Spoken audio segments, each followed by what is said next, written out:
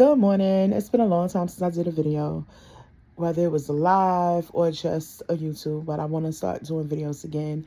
And as we all know, it's called Real Issues, Real Answers with Stuff. So I'm always going to come and talk about a real issue, whether we know it's a real issue or not. Please forgive my appearance. But as I go on into the video and as you see the video series related to this topic, you'll understand why I'm looking like this at this moment and why I have a clear spacer or retainer in my nose. I would like to start out by reading Psalm 34. If you was on my Real Issues page on Tuesday, October 28th, early in the morning, I read this same actual chapter that I'm going to read now. Only difference is the version. I believe the version I read on Tuesday was the Christian Standard Version. The version I'm going to read today is the English Standard Version. Okay, it's Psalm 34. Taste and see that the Lord is good. Of David, when he changed his behavior before Abimelech, so that he drove him out and he went away. Verse 1, I will bless the Lord at all times. His praise shall continually be in my mouth. My soul makes it boast in the Lord. Let the humble hear and be glad.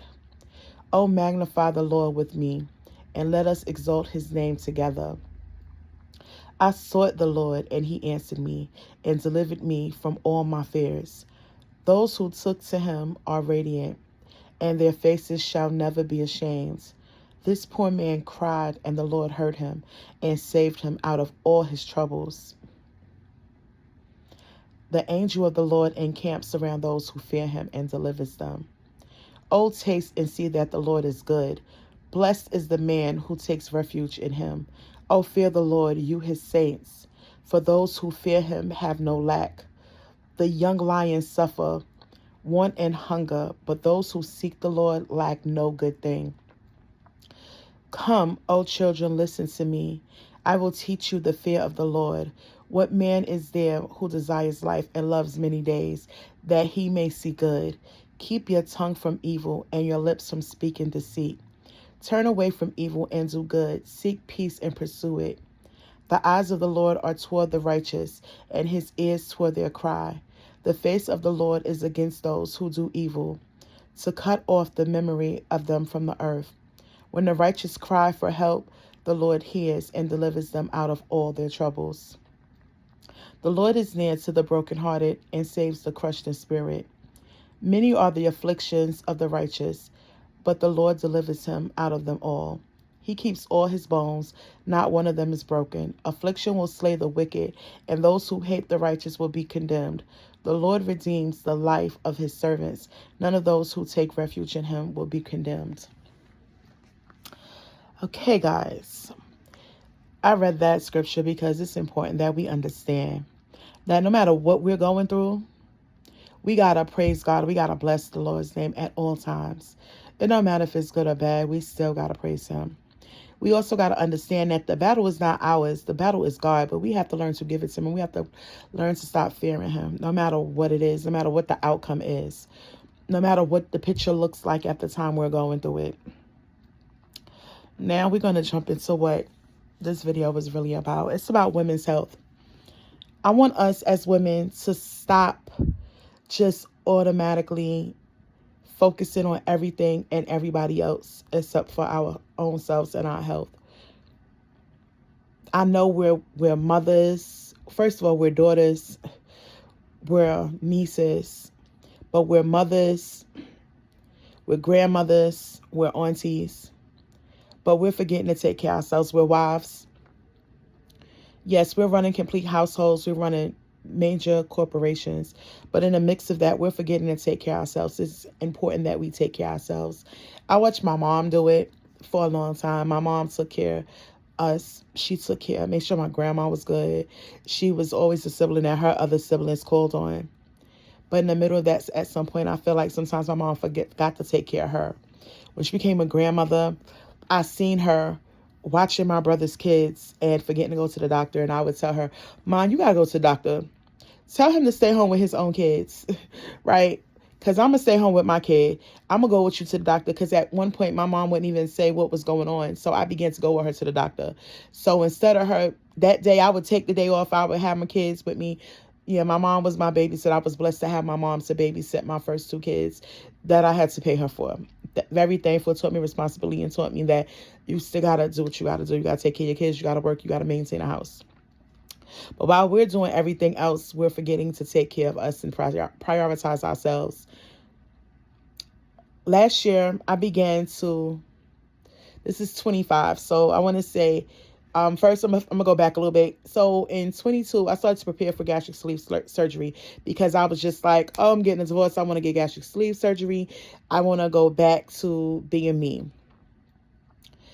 In the middle of that, I lost 40 pounds, didn't do the gastric sleeve surgery, started working upstate South Carolina, met my wife, got happy, as they say, and I felt like I started to gain weight. But it was like, oh, it's just happy weight. Don't worry about it.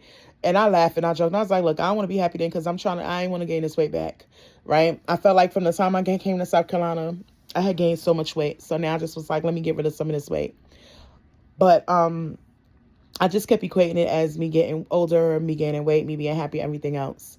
So in the middle of that, like, because I gained weight, and of course, my weight, as most women, our weight falls on our bottom half of our bodies.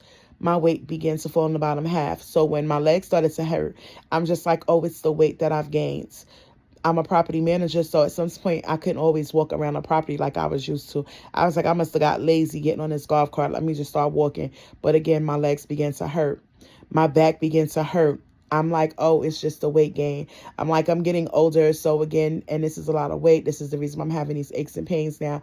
I began to have like severe menstrual cramping. I'm just like, okay, it's probably because I have scar tissue, because I had 2 C-sections, right? I began to experience some nausea, but I'm like, okay, that's my pressure. My pressure is uncontrollable. I'm like, oh, that's because I'm really non-compliant with taking these pressure meds.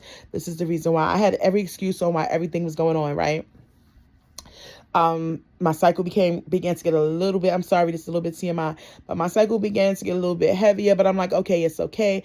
I'm moving around some a little bit. So I'm getting older. Of course, your cycles change. So let me change from wearing pads full time to wearing tampons. So instead of wearing a sanitary napkin, I began to wear tampons full time, but I'm not wearing a regular, I'm wearing a ultra.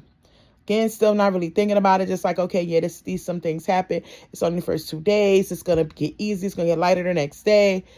But nonetheless, all these things is going. I started to put off sometimes due to my work schedule. I couldn't always make my physical appointment. So I would miss my appointments. Finally, the end of 24, like November, my wife was like, take your behind to the doctor. And then I always just be like, oh my God, I'm already paying over $500 a month for insurance out of my check. And now I got to go and I got to pay another $40 for a co-payment. Then, they're going to find something wrong. They got to pay all this money. I'm like, what is the point of this insurance? But again, I have all these complaints. I'm like, yo, this is just too expensive. I even made the joke one time of, it's cheaper for me to be dead than for me to be alive at this point, right? My wife was like, if you say that again. But anyway, going through all of that, and y'all know I'm going to try to make this as friendly as possible. But in the mix of that, I went for my physical last year, November. And my doctor was like, she's doing my checkup, because I'm going to go. It just might be a little late. So I go get my physical. She's doing her exam. And she's like, oh my God, your uterus is swollen. I want you to go do an ultrasound. So this is November now. I go for my ultrasound in December. So as soon as she gets the result from my ultrasound, she schedules me. She sends me a message and says she wants me to schedule an appointment to see a specialist, a women's health specialist. Well, a gynecologist, obstetrician gynecologist specialist. I don't get the appointment until February. So I go and she's like, when's the last time you have your pap smear? I'm like, okay, yeah, I'm due for one. And she began to do that. It was so painful. I was like, that is painful. She's like, okay, we'll try it the next time. But she looks at the ultrasound picture. She's like, oh my God. She said, that is a huge one. It looks like it's been growing for about 10 or 11 years. I said, what? She said, that is a huge fibroid.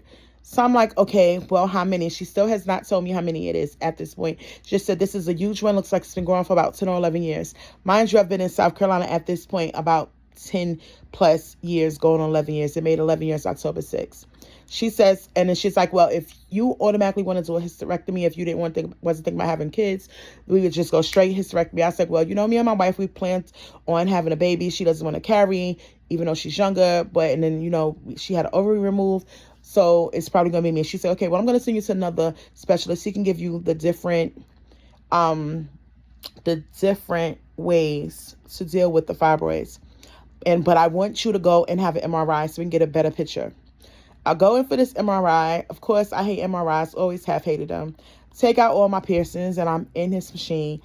Now I have to wait for the appointment. The appointment to see the new specialist is another month, right? So we done went from November to February. Now I have an additional month to see her. Get the MRI appointment quick. I probably don't get to see the second specialist until around April or so. So now when I go see him, he was like, yeah, they're pretty huge. So I asked him, I said, how many are they? He said, well, there's one. Let me show you my hand. He says, 1, 2, 3 large ones on your bladder. 4, 5, 6, 7, 8, 9. And I said, what? I began to get scared. And he started to tell me about all the different ways to have it removed. And I am going to go into that in another video. So I just started to get very nervous. And he said, well, I'm going to give you time to think about it. And that's just when everything started to begin to get a little full. But in the meantime, in the middle of that, I actually ended up moving to another part of South Carolina. Wife packed up, so now we have to do the insurance again, wait for the insurance to start all over again because I was under my wife's insurance. So got her insurance back. Then I set an appointment for a specialist. Took 2 months to get to him. But by the time I actually got my insurance and everything back together, it was like August. Set the appointment, got the appointment for August. Again, I'm going to go into the different ways to do the removal of the fibroids or to deal with fibroids. But I just want to explain to you what fibroids are. Fibroids, also known as uterine myomas, are non-cancerous growths that develop in the uterus. They are made up of muscle tissue and can vary in size and location. Okay, so you can have a small one, you can have a large one, and they're based, like when they give you the size, they give it to you in centimeters. If they're inside of your, they develop in your uterus, so it's going to cause your uterus to be swollen. When I come back on the next video, I'm also going to tell you the average size of what a uterus is, what the size that it should be, rather, and I'm going to go into different things.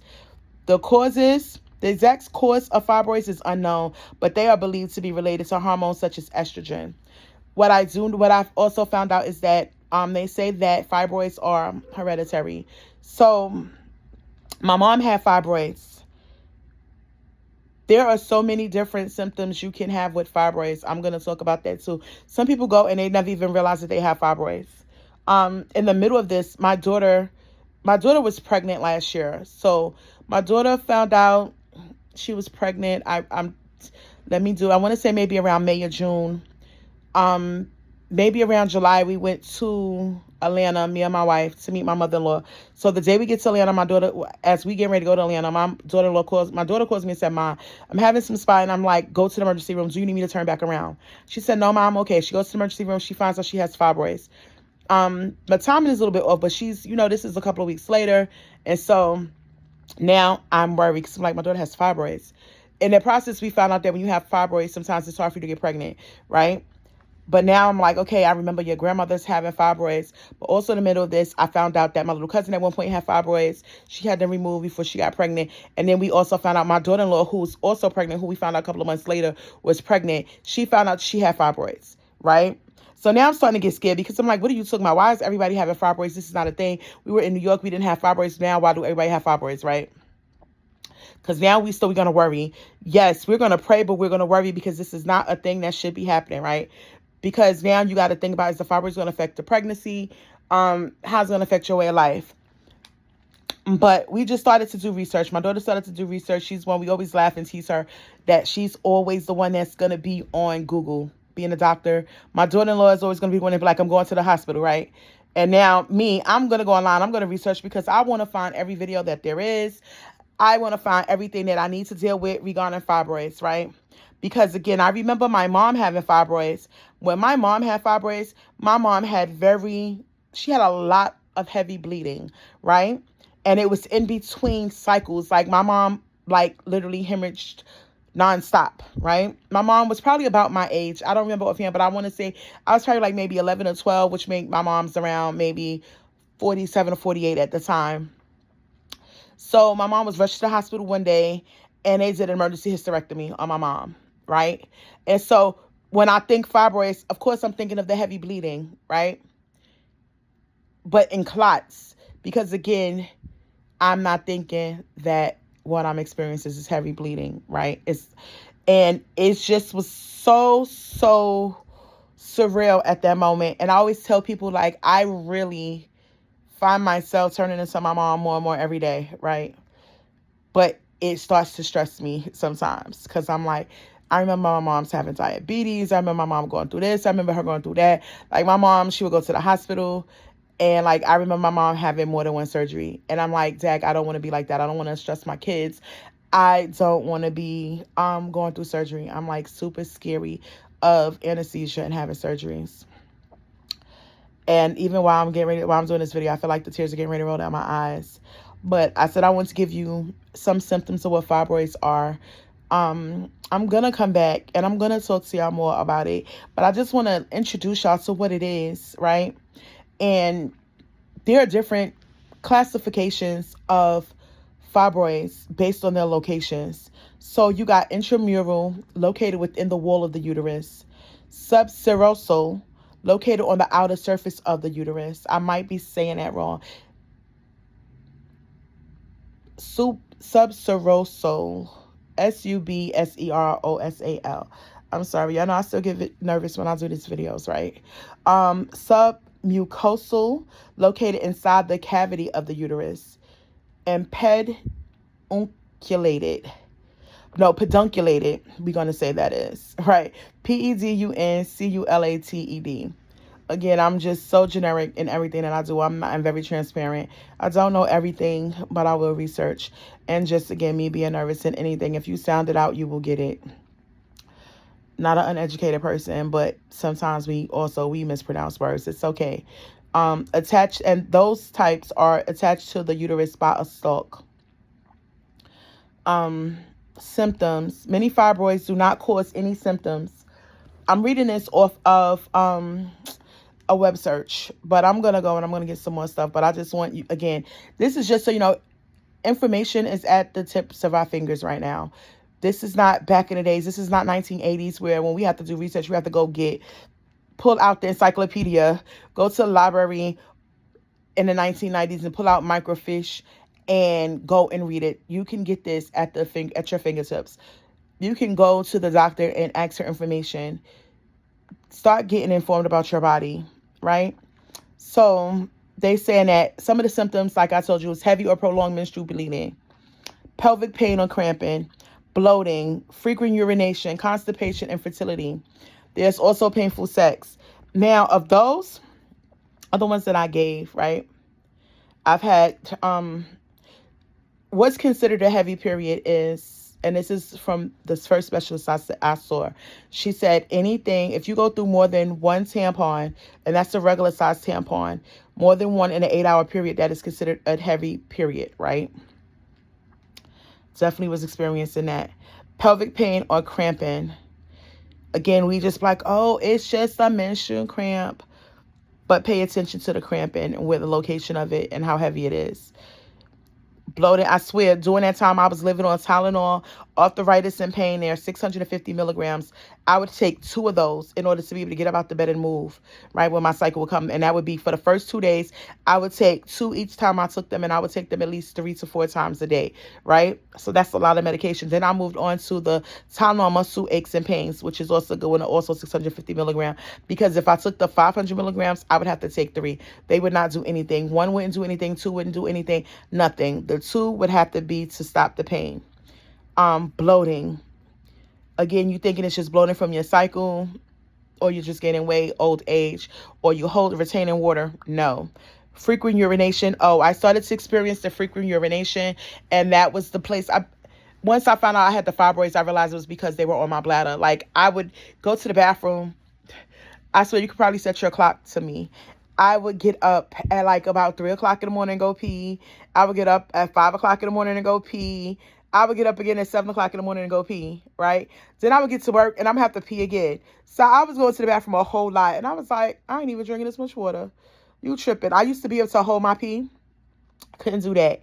This was like embarrassing for me. I would sneeze and I would pee. And it wouldn't be like a little drop. It would be a lot of pee. And I would be like, oh my God, this is so embarrassing. Like, God, if I ever sneezed at work, I would literally have to leave work and go and take a shower and change my clothes. So embarrassing. This was like so embarrassing, and it used to make me feel so subconscious, and it used to make me feel the type of way. Again, I tell you, my wife is younger than me, so I used to be like, oh my gosh, she really married an old woman. Like everything these old hoes, excuse me, all these heifers say that she used to date before me, now it's coming true. I'm like, these hating heifers, because of course y'all know that it was always, oh, you're a grandma, you old. Yeah, but I used to be like, I'm old. Yeah, I'm older. Yeah, I'm a grandma, because I really am. But I took your chick, without even going in it on some I want your chick, right? Because of course that's the vanity in us. Another symptom is constipation. I didn't experience that, and infertility. And of course, since I'm in a same-sex marriage, that wasn't a thing that I actually paid attention to. And prior to me being in a same-sex marriage, when I was married to my ex-husband, I just was like, I wasn't supposed to have no kids with that boy. He probably can't have no kids because he ain't have no kid. Again, my baby is 21, so I never assumed that was an issue. Another thing is painful sex. A lot of people have a lot of pain during sexual intercourse. Definitely experienced that. You heard me say how when I went and the specialist was going to do my pap smear, it was so painful. I started having pap smears done when I was about 18 years old. I had never had a painful pap smear. Never had a problem with it. And literally, I screamed and was like, no. And my tolerance for pain is extremely high. Like right now, today is Saturday. What's it? Thursday, Friday, Saturday. I'm 4 days post-op, right? And I'm haven't taken Oxy since Thursday, and I took that because, oh my God, like I think I missed like a pain, taking my medication, and I went to get up and it was just like so much pain. I was like, let me take that, right? Even I want to say day 2, I was like, okay, I'm okay. No, not day 2. The next day, like I really didn't have pain except for gas. My doctor was like, you're sitting up in the bed. I was not expecting that. Okay, I'm supposed to send you home tomorrow, but I may send you home today, in the afternoon, later on this afternoon. Like, if you just really bored and you want to go home. He said, but I really just want to take the next day to observe you. So I was like, my wife was like, no, she's going to say the next day. But that's just to let you know, like, my tolerance is like really high when it comes to pain. So if my pain level, when I would have these pains during the menstrual and pelvic cramping, menstrual during my cycle and the pelvic cramping, for me, it had to be like around an 8. So for me, I would say if it was like somewhere between a 6 and an 8 for me, depending on the day, then that means somebody else, that pain was 10 and higher, right? Is what I always say. Because some days I couldn't even stand up straight. It was really, really bad, right? I'm not going to overwhelm y'all with this information because there's so much information that needs to go on into this. But when I come back into my next video, I will tell you all the myths I heard, everything I heard from other people, my way of thinking it. I will tell you about the diagnosis of it. And again, like I said, I ended up, I saw 3 specialists altogether. But I don't want to overwhelm you. I don't want you to be scared. But this is just like a wake up of I want you really to start paying attention to your body. I will do my best to come back tomorrow with another video, if not later on today with another video. I did post something on TikTok. On TikTok, I think I posted maybe 3 pictures of my last ultrasound that was done, okay, which was done on October 3rd. I didn't have pictures of the ones that were done last year, and I didn't get pictures of what it looked like when doing the surgery. But as I go through, I will be able to tell you about everything. It's just so much information. I don't want to, again, overwhelm anybody. I don't want to scare anybody, but I do want to come in. I want to give you my take. I did see that there are other videos on there, people talking about hysterectomies and everything at the end, but let's talk about everything that led up into it before we got to the hysterectomy part. Okay. For those of y'all who, well, y'all are asked, I know y'all gonna think what, like, because I'm telling you there are other ways to get it done. I did have surgery. I would speak a little bit about my daughter. Again, probably in the next video I would give you the alternatives, and I give you the things to do, or the different ways that I was told that we can deal with it in the next video, just because I don't want to keep y'all waiting on it. It's not even really a long series. I'm probably going to try to do the whole series probably in like 3 to 4 parts. I am going to look crazy. I probably will not take my bonnet off at some point, just because I did push back my hair appointment, right? But anyway, we're not even going to talk about that because it's not even about vanity. I just want y'all to understand, this battle is not yours. You do not have to fight it on your own. You're not the only one. Also on my TikTok page, Real Issues with Stuff, things real issues with stuff, or real issues, real answers with stuff, I also posted the statistics. So statistics that I searched, it says 70 to 80% of women will experience fibroids by the age of 50. It says 70% of Caucasian women will experience them by the age of 50. And it says 80% of women of color will experience them by the age of 50. It is said that predominantly women of color are at a higher chance of getting fibroids, right? Again, what causes it? Still unknown. Again, there's a lot of myths on it, but again, we don't know.